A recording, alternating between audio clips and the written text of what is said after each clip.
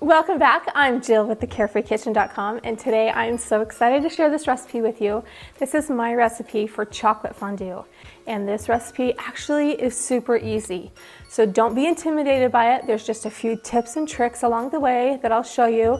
Also, along with this recipe, I'm going to be showing you step-by-step how to make a charcuterie board.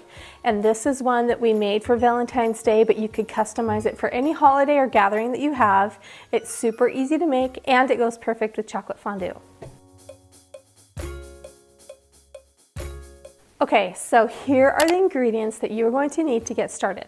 These chocolate bars are all a great option. So you can do like white chocolate, you know, this is milk chocolate, semi-sweet, and then really dark. So you can kind of customize this however your family likes it. So today I'm actually going to use 3 bars of this milk chocolate, and I need about 12 ounces for this recipe. So, you know, I'll just use 3 of these. And then the other 2 ingredients, I'm going to need some heavy whipping cream, and then I also just have some vanilla extract here. And then for recipe variations, you can certainly add in a big scoopful of this. This is caramel sauce, and this is my favorite, all-time favorite caramel sauce. So you can add a big spoonful of that, and then it would be caramel chocolate. You can add in a scoop of peanut butter and melt that with your chocolate. And then also another one of my favorite things is to add Heath bits. So then at the bottom of the pot, there's like these little crunchy candies. So that is a really fun variation too. And then as far as my fondue pot, I just got this on Amazon, and I will link that too. But you can use a fondue pot, or I will show you how to make your chocolate fondue just on the stovetop too. Okay, so to do it on the stovetop, I just have like an inch of water here in my pan, and we're going to bring this up to a simmer. So I have it on about medium heat, and then we're going to melt it in just a glass bowl, similar to how you would melt it for dipping chocolates or chocolate covered strawberries. Okay, so the first thing I'm going to do is just unwrap all of these. And of course, you could probably use chocolate chips for this too. But if you can find some big chocolate bars, I think it's worth a little bit more hassle and also a little bit more expense, because this really is really yummy chocolate. So I love the Ghirardelli and the Lindt, and even like a Dove chocolate bar, just any high quality chocolate bar. Oh, and I've also heard that the Trader Joe's one is really good too. So any of those chocolate bars will work great. There we go. Okay, and then I'm just gonna stack these up, and I kind of want them to be about similar sizes. So I'm just gonna cut real quick, do about a 1/2 inch pieces, and that way they will all melt at about the same rate. And I'll just cut this way. All right, and then I'm just going to add them to my bowl here. Okay, so there we go. Here's our chocolate. So now that this is simmering just a little bit on the bottom, it doesn't need to be a rapid boil. We're gonna put our chocolate on top, and then we will just stir it here, and it will slowly melt. Okay, so while that is just beginning to melt, we're going to add in 1 cup of heavy cream. And this will keep it nice and soft. Perfect for dipping, and you can just add that when your chocolate is just starting to melt. You don't want to add this when the chocolate is melted, because the cream could curdle a little bit. So we want to bring it all up to heat at the same time. I'm just going to continue to stir this and let it gently come up to heat. All right, so this is slowly melting. And I just stir it every minute or 2 to make sure it's not burning and it's melting evenly. All right, this is just about ready. So I'm going to add in about a teaspoon of vanilla to give it just a little more flavor.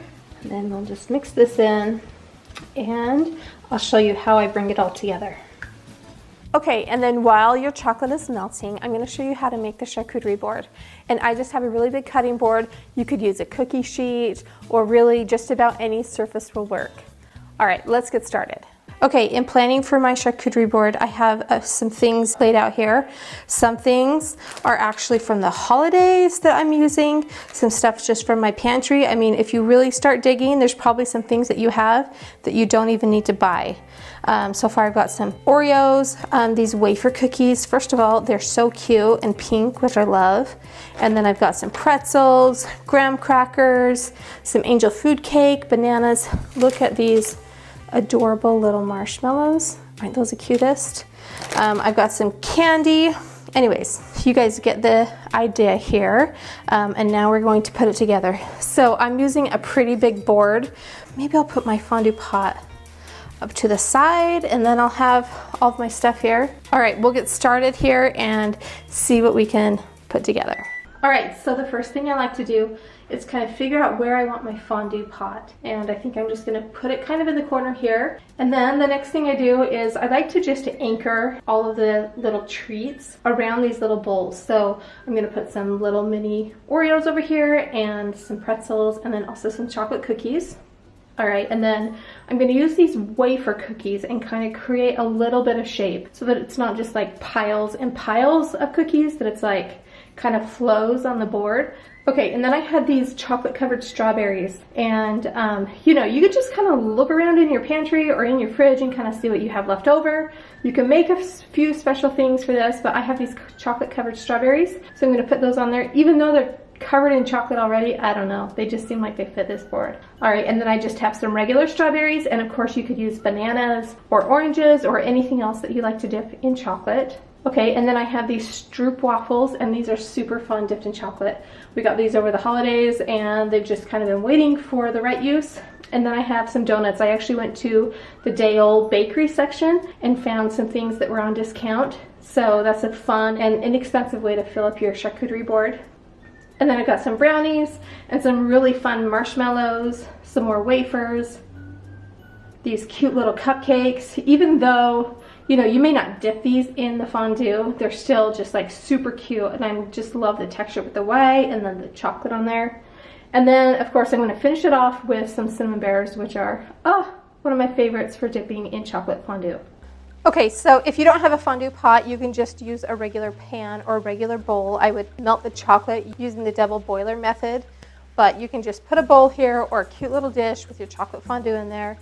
You won't need to worry about reheating it for 30 minutes or so, and that's plenty of time to sit around and enjoy your dessert.